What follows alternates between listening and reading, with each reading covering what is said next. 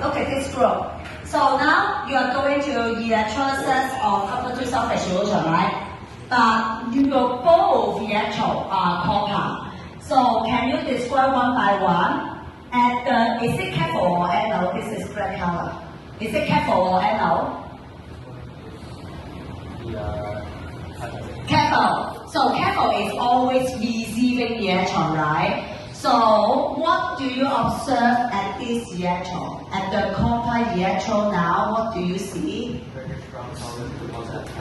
Yes, you can see something new formed. Maybe this is so dark, but in the DSC answer, you can only answer registrant solid, even though you can see it is quite black now.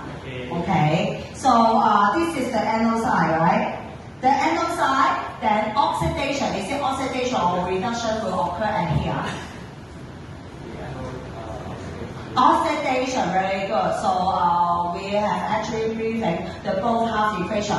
So do you expect any change in the color of the solution in this case? No. No, because what will be your answer to explain this? No change in the color intensity of the solution. Provides the copper-2 ion. You do not need to explain too much. If I carry only 1 mark, just tell me the concentration of the Cu2 plus, right? Being replaced by the anode.